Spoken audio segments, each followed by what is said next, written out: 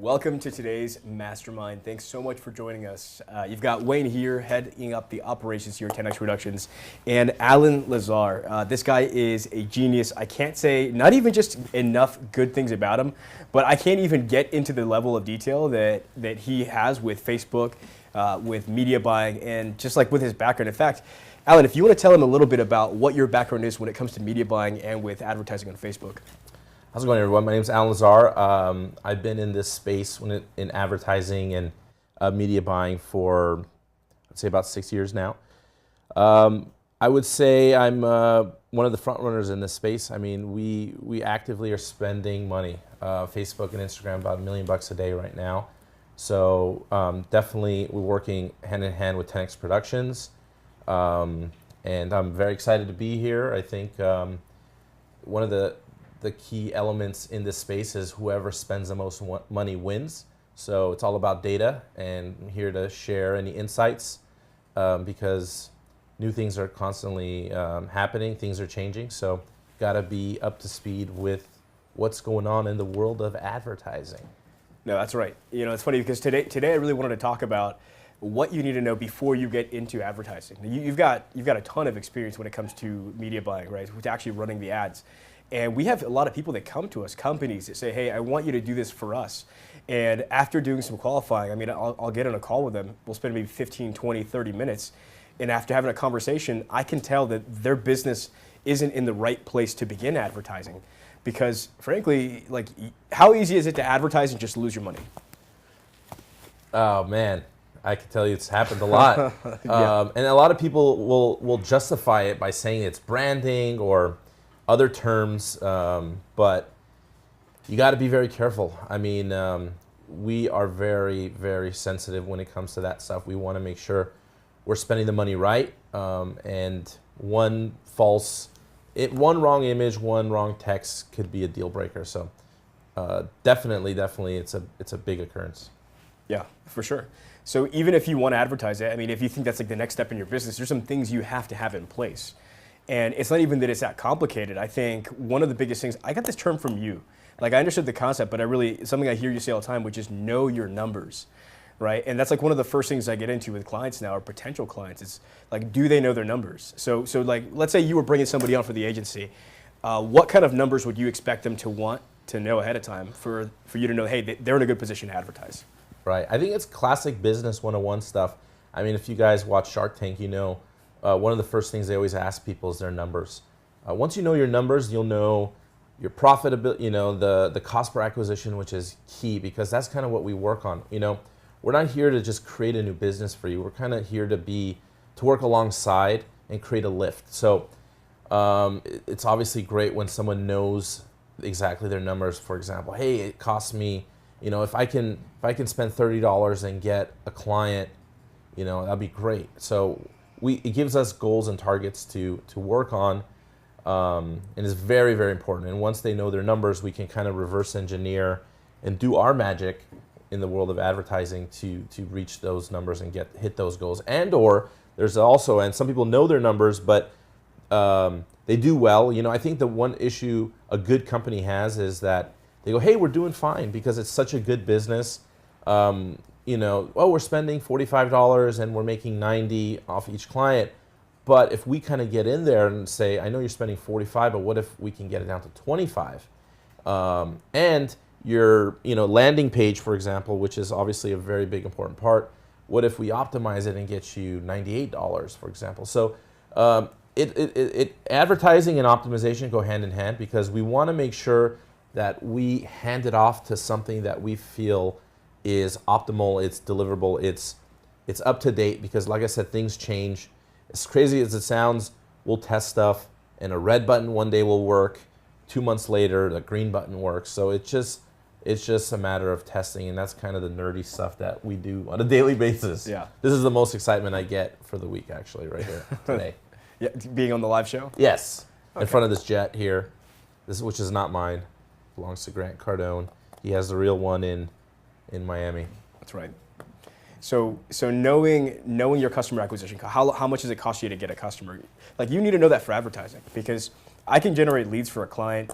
I mean, it doesn't matter if they're 1 cent or if they're $1 million per lead. That seems extreme, but it's if you make a $10 million or $1 billion off of a customer, if it costs me $1 million to get them, like it's not going to be a problem, right? That's what you get from knowing your numbers. So you need to know how much it costs you to get a customer, but you also need to know how much your customers are going to bring in the lifetime that they're with you. Like, how do companies even figure that out? Like, how do they do that? So a lot of it is just data collecting, right? So you could easily find out your cost per acquisition. So it's just basically how much money you spend to get one client, right? That's the basic cost per acquisition rule.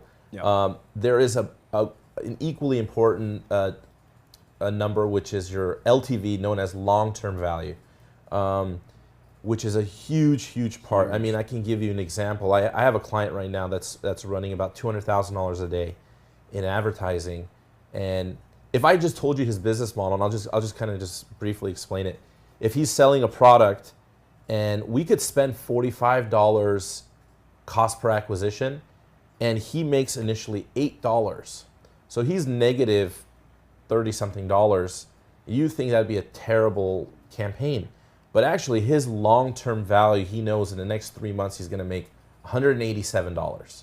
So CPA and long-term value have to work together, because it's not always about your initial ROI. There's always an initial ROI, which is great. Some companies only rely on that and determine a campaign success based off that. So if someone spends $1 and only makes $1, do they think it's failing? But if we can work a funnel, an email sequence, I know some of this information might sound foreign to you guys, but we can go over it now or in future live events. But knowing your long-term value is a big play, because that's going to make or break your business. So you're saying basically you could take a loss in the short term as long as you know you're on average going to make more money off every customer you bring in. So it'll cost you $100 to get a customer to purchase something on your site. Maybe they only buy something for $50, but you know that your long-term value off of purchasers is $80. Or $120 or $200, just something greater than whatever your acquisition cost is. As long as you know how much it costs you to get them, how much on average your customers buy over the term that they're with you, as long as there's a positive difference there, then it makes sense to continue, is what you're saying. Yeah, and you see it a lot in some businesses that work on a continuity or a monthly subscription or a monthly software company, for example, where they'll say, hey, it's $49.99 for my software, but I'm okay spending $80 because I know the average person ends up staying for at least 8 months, for example. So we know, okay, it's gonna be a loser in the beginning, which some of these people can afford. We don't like to necessarily make it a loser, but in the beginning, I mean, I think at worst case, a break even is a big conversation in our office. It's called a break-even funnel, where we can try to spend as much as possible and still break even, because we know the long-term play is there, and or the branding is, to be able to brand at free, no cost is huge. To be able to bring in a cold audience, which is people who don't know you, don't know anything about your brand, slowly bring them warm and then hot to convert. Because nowadays, nobody's buying necessarily right off the bat. It's a process. So it takes a couple hits of advertising to get these people to convert. Now, you know all about this, right? So for you, this is like the basics, but not everyone knows what a break-even funnel is. Yeah. So what is a break-even funnel? Break-even funnel. Okay, so I'll give you an example. Let's take a software company, because I just mentioned it. If it's a $50 program, a $50 a month product, and they pay every month, we spend $50 and we get them to pay $50. So we break even, there's no profit, but now they're in the subscription, they're in the product, and they know in the next 30 days we're going to charge them again $50. So that's like a for sure break-even funnel where there is money coming. Another idea, and I'll be transparent, is we have a product for Grant Cardone's office. It's called a free book funnel, right? A lot of people offer this free book, which is a way to offer value up front. So it's like, you don't know who I am, because it's usually towards cold traffic, meaning people who don't know Grant, let's say. So we push them a free book to provide value, pay for shipping and handling, And then in that funnel, actually, there are upsells and conversions where maybe the average comes out to $40 or $35, but in your mind it's free. But there's other plays in there that potentially they could buy and convert and actually make it a successful campaign. Yeah, I mean, I think that's a really good example. I also think of building an email list. So like, let's say it costs you less than $1, 10 cents, 50 cents, something like that for each registration on your email list. If you get an email list of 1,000 people, right? Maybe it was $1 per, right? It costs you $1,000 to get a 1,000-person email list. I mean, if you were to sell a $100 product to 10 of those people by shooting them emails, like marketing to them actively, you make your $1,000 back. Like that would be break even, and then anything after that would just be profit. Right. So it's like getting people in your ecosystem and being able to just at least break even, and then everything else off of that. You're and I think money. For those of you who are not actively using an email campaign, strongly recommend it. It is a feature that 10x Productions is working on, providing case by case. But you figure a successful company, 30% of the revenue comes from email. Now we have the advantage of stuff like ManyChat or Facebook Messenger, which actually performs 8 to 10 times better than email. So when we're building, I call it digital assets, like an email list, a ManyChat list, which basically all these lists that eventually we can target and get people to convert. This is like buying a nice apartment building down here in Miami because it's going to hold its value, and we can always target it. And then, like I said, it converts 30% of a good operations revenue. So if you're not actively using that, I highly encourage you to do so, because it will change. That's my gem for you today. Now, I'm going to just define some things here, because again, not everyone knows, like ManyChat.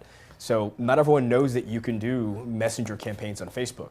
Right. So you can get people to subscribe to your Facebook Messenger campaign, and basically, instead of shooting them an email, you can shoot them a message on Facebook, and it pops up on their phone as a little notification, and it's like way more engaging than shooting them an email that just goes into a spam box or just never gets opened. Yeah, so Facebook Messenger is such a great great option for people. Like, I personally don't use Facebook as much, even though I should be, and especially how much involved I am in it. But email has a very small open rate. So open rate is percentage of people who open the email, just because people get tons of emails. But a Facebook message, even how inactive I am, I still look at messages because it pops up. I wonder if it's my grandma from another country messaging me. Usually those are the ways they communicate. But the open rate is very high, 90% plus. So I could tell you, I know people who have 1 million plus email lists. I would say an 80,000 Facebook Messenger list would basically compete with 1 million email lists. I mean, that's how big it is, and we can obviously have conversations on how to set that up for you guys. Yeah. So as far as things you need to know your numbers. Need to know some of these other things you could be doing in marketing, like email, like messenger campaigns, things like that. Something else that we look at with potential customers, this is really big too. This is something I always talk about one of my first calls with any prospect, which is sales process. Like, are they ready to handle all the leads that we send them, and is what they have scalable, right? So can you give us some examples of businesses that you've seen that are really good for scaling, that fit really well with advertisement? Yeah, well, I can immediately tell you ones that don't first, because that's the first that pops up. Because I feel like, especially in our business, we want to partner up. A perfect marriage for our industry is someone who's a great content provider, who's actively providing content. Because we can't shoot your product. We don't know your product as well as you do. So the more content you're able to provide for us, we can test and run. Secondly is, all we're doing is a handoff. So you tell us your ideal candidate, ideal client or customer, and we find them and we direct the traffic, and we literally, like a baton in a track and field, hand it over to you. And with the hopes that you're converting it. So I've had companies like mortgage companies, for example, that would say, oh, it's 6 o'clock, can you turn them off? Or oh, everyone's at lunch, there's no one there. So stuff like this is not optimal. Our office, for example, an optimal office, I would say, is calls would come in, they get routed the right way, they have even a backup option, they get emailed. So especially when it comes to lead generation, if you own a company that involves lead generation or people having to call people, I think we talked about it. 10 years ago, you could call them within the first 15 minutes, the first 30 minutes, and it's fine. Nowadays, I think the study is you need to call them within the first 30 seconds to get them. And it's proven that every day you don't talk to them, it's 50% less likely you'll be able to close that client. So we have all that factor, and we need to have trust that you're going to be able to do your part. So when we do, and we offer a 15-minute strategy call, a lot of the time is kind of like, I know this is not polite to say this, but kind of like dogs smelling each other. We're kind of like just sniffing each other, making sure it's a good fit, because we want to instead of explaining our stuff, we want to know your stuff. We want to know what's going on with you, because when you hire us, you're hiring a staff of 45 that's heavily invested in your success. So we don't want to have any hiccups, and we want to share our strategy and the data that we have. We say, we've experienced this, we're familiar with this space, and we would run it like this. Yeah, so I mean, basically, just not every company is in a position where advertising is going to get them the best ROI. Right. Where sometimes it makes more sense to get a social media intern than it does to spend a few $1,000s on advertising if you're not in the right place or you don't have the right infrastructure, right? Right. So then, what kind of products have you seen scale really well? Like I think you told me about Messenger box. Like, what have you seen scale really well as far as products, types of products? Industries, types of products? Sure. So I personally like digital products. So if you have a digital product, or I call them immediate ROI products, because what happens is, and it sounds intimidating, but like I said, if I have a client that does $200,000 a month, that doesn't mean he has, I can't even do the math. How much is that? $5-8 million a month. He doesn't have that money laying around, but he's reusing the same amount of money, right? So we spend it, he charges their credit cards, the next day it gets put back into his account and he's reusing the same money. And it's an arbitrage, right? I mean, that's like literally the most perfect campaign you can run, where you spend $1 and you make $1.45. And you do that at scale, right? And the only way to do it at scale is having a big enough audience where we can target traffic 24 hours a day, right? That's such a good audience that a lot of people would be interested in. So it's going to be, a lot of the fitness is a huge industry, health, creams and essential oils and all this stuff, as opposed to a product that's such a small audience that you think would be interested in. So big audience, an item that's priced right, kind of evergreen, that you can reuse your same marketing dollars. And then that's when, realistically, even if you had $10,000 total budget, you could turn that money over to $300,000 in a month budget, make 30%, make $90,000 on your money when you only had $10,000. So stuff like that is very exciting.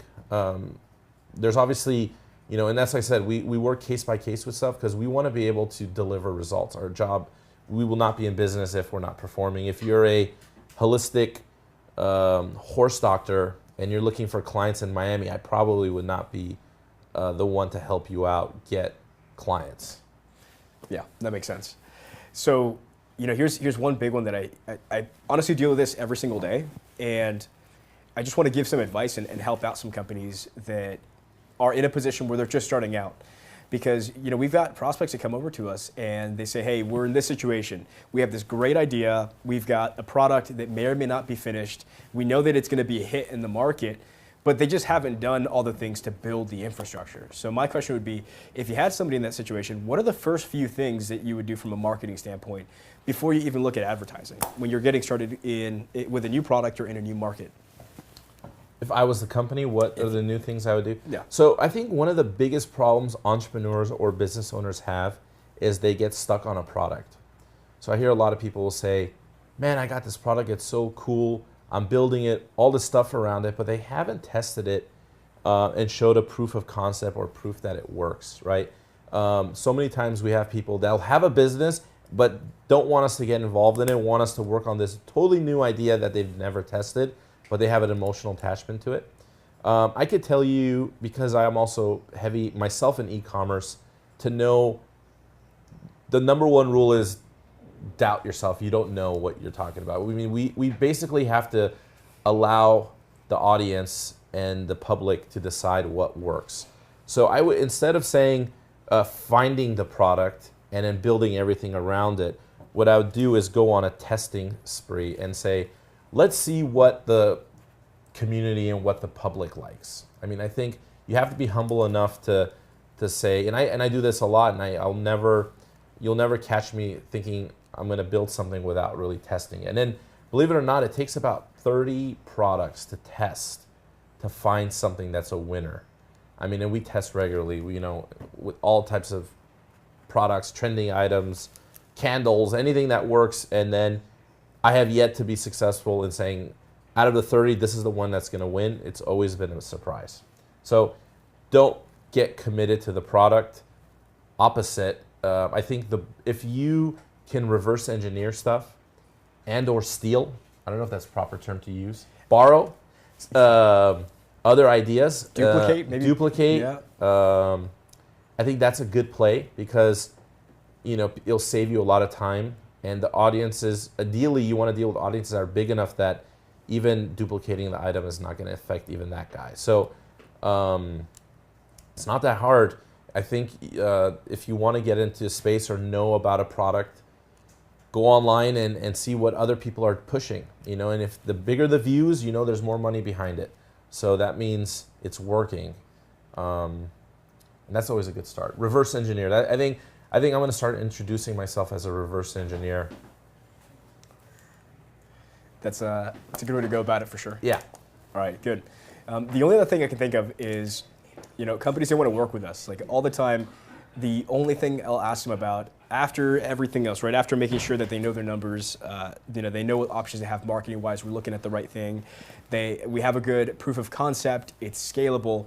Is what is their process? So have you ever run into situations with potential clients or customers? I'm sure you have. You've talked to somebody and you could bring them 1,000 leads a day, and maybe they're just not set up to take it. Like, what are the things you see like that? I could tell you, well, I'm not going to tell you, but I can tell you in general, there's people, I'm not going to tell you their names, that you would think are marketing gurus, but when I get on the phone with them, they're actually very gun shy in this space. I mean, ask me, for example, to invest in a restaurant, I'll probably be scared. It's kind of the same thing when it comes to clients talking to us about this stuff.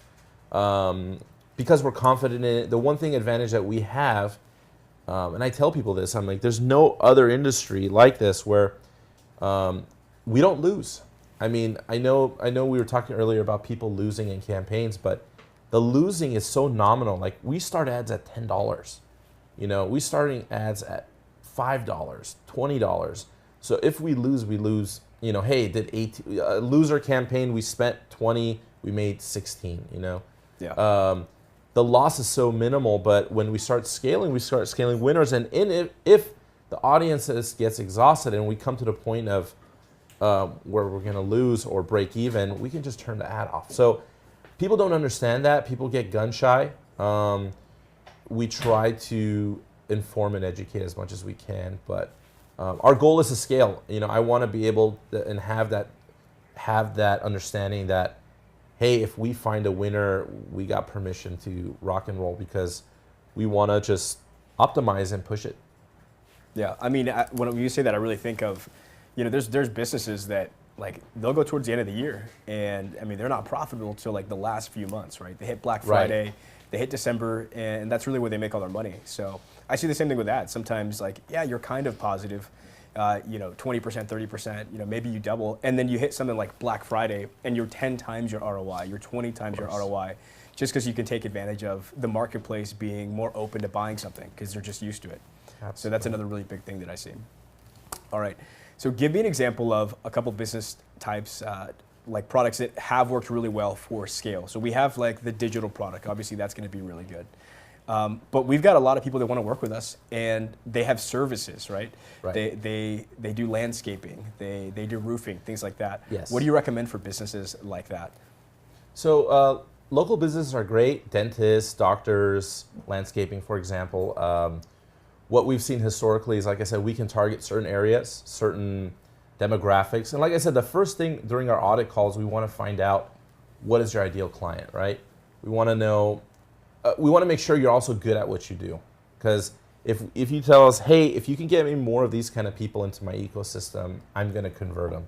And for every 10 I talk to, I can convince 4 to sign up with me, for example. Whether it's a plastic surgeon office or a landscaper, we can get those phones to ring and or get people foot traffic to the store, to the office, or appointments and a variety of stuff. I mean, the cool thing about what we do is because we spend so much money, we like obviously doing different campaigns and trying out new features. Because if we have something like a landscaper, if we've never done it, it's the same business model as a doctor, for example. Like we would structure the skeleton of the ads the same way, just change the copy and the demographics and all that.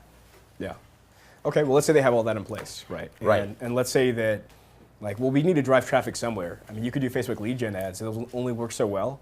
And sometimes you just get way lower quality leads if you do that. How important is it for them to have their own funnels or pages built out? Like, how much of a difference is that part of it? Oh, it's night and day. I mean, I think like I told you, it's a handoff, right? It's like a baton in a track and field. We need to make sure it's fully optimized. We need to make sure that, and it could make or break a deal, for example. A 10%, like Shopify, for example, if you guys aren't familiar with Shopify, it's an e-commerce store, has a wheel. It's an app. It's a wheel at the end, right before you leave. It's a wheel. It's very cheesy, but it converts 12%. So imagine if you're doing 100K a month in business, that could be your profit. I mean, just that wheel. So wow. little things make a big difference, and you don't know until you test it. And that's why I said in the beginning, the one who spends the most has the cart. So we have the data. Love to share the data with you guys as well. And like I said, we're all constantly testing. And the thing that worked 3 months ago with that small little social media company you're working with doesn't work today. We're actively changing our strategy because Facebook is always working and trying to figure things out. Yeah. Well, look, that's it for today.